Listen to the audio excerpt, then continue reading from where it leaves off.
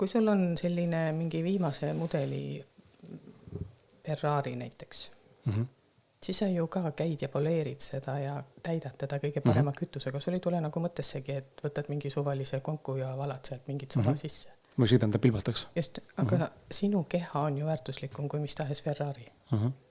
Inimesed ei mõtle selle peale, sellepärast, et mõtlevad, et see on nagu iseenesest mõistetav, et sul on keha ja siis ma kulutan seda ja topin selle täis mingeid negatiivseid mõtteid, alustades nendest ja siis lõpetades narkootikumidega. On ju. Ja siis imestavad, et huvitav, et miks ma haige olen või miks ma kiiresti vananen. Et minu jaoks on siin nagu ikka väga-väga suur nagu selline koht, mida meile koolis ei õpetata ja mida meile inimeseks olemisest ei õpetata.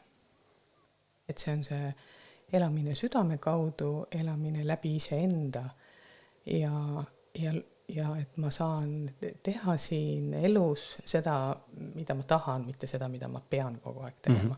Ja kui sa julged selle ükskord valida, siis sa oledki veidrik. Seepärast, et sa ujud vastu voolu. Aga minu jaoks on nagu normaalsus kogu aeg olnud üle hinnatud, nii et ma ei oska sel teemal väga sõna võtta. Et ma olen kogu aeg vastu voolu ujunud.